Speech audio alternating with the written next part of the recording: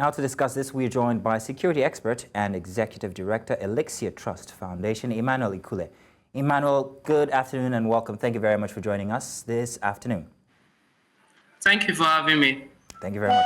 So let's start by asking you about the results of the airstrike influence. Do you think that it's going to influence the broader counter-terrorism strategy in Nigeria? Are there any adjustments or perhaps maybe shifts in tactics that are to be expected as a result of this?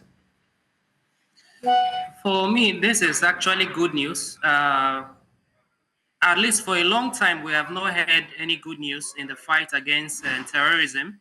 So this is a step in the right direction, and it's good that we have such a good news, especially at a time like this that we're looking for such a news in our trying moment. So for me, it's to build on the successes. I have never doubted the capability of the military or the armed forces to actually be able to address these issues of terrorism in Nigeria.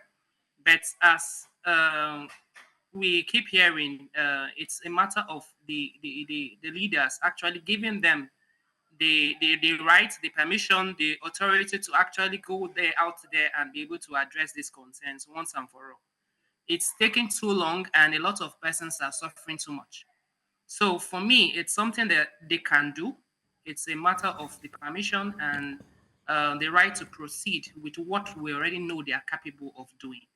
If they have the right permission, I believe they have the tools to be able to do this. And kudos to them, they have been able to do this. Was able to reach a colleague in Niger and was very happy, appreciating them for the work they have done. They have all been abused for a long time. And these have actually addressed some of these concerns. So from us, it's a step in the right direction, and we encourage them to continue with this good work. Okay, Mr. Ikule, let's ask about the intelligence gathering techniques that might be employed here. Are there new technologies perhaps that are being deployed to identify insurgents' activities that are also safe? Of course, we've heard of instances that sometimes these could go awry and there might be collateral damage. So what techniques are available currently? I believe it's just community relations as regards to this particular intervention. In other locations, I know at different places like Yobe, there have been complaints at way and manner at which security agencies have handled intel that have led to the loss of lives because some of these terrorists heard about the persons that actually give such intel or reported them, and they went back on such persons. But a community like Shiroro, they actually gave such information, and I believe the military worked with it.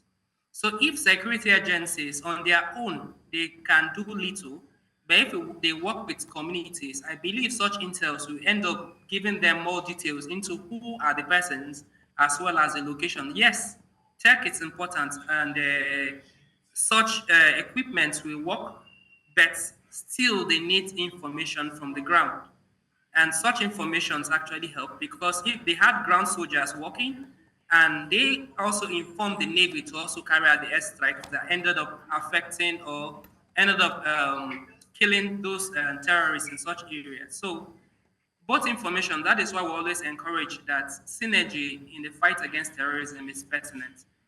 So alone, there's little or limitations to what an individual or a single law enforcement officers can do. So you mentioned the communities and how they can aid, but how exactly is the Nigerian Army supposed to engage with the local communities? Also noting that you mentioned the fact that there are cases where people have come out with information and are attacked after. Are you talking about special army personnel that infiltrate, or especially without being identified, or what exactly?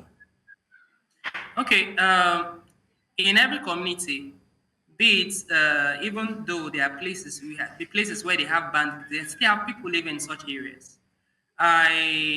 Based on information that I saw online, they got information from online soldiers that were on ground for intervention,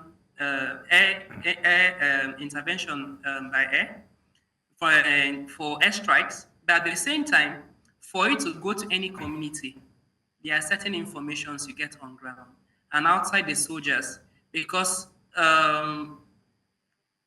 as we had a meeting today, we were even discussing, um, these persons, they may not have those informations on their heads or their foreheads that these are terrorists.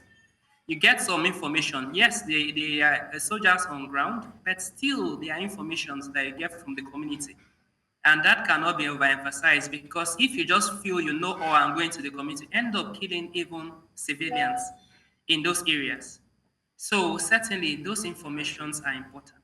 And in this particular situation, there were reports that they gave, and there have been complaints that they gave also that have ended up also playing a, no matter how little it is, ended up playing a role in this particular intervention.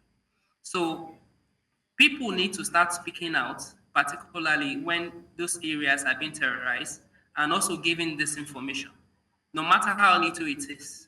We have to learn to trust our military or trust our law enforcement officers somehow, because we have to find a way, a common ground to work with them. If we don't work together, we will continue to suffer the brunt of this. And I believe those informations are pertinent in this fight against terrorism. Well, thank you very much, Emmanuel, for joining us this afternoon. Thank you so much for having me. You're welcome.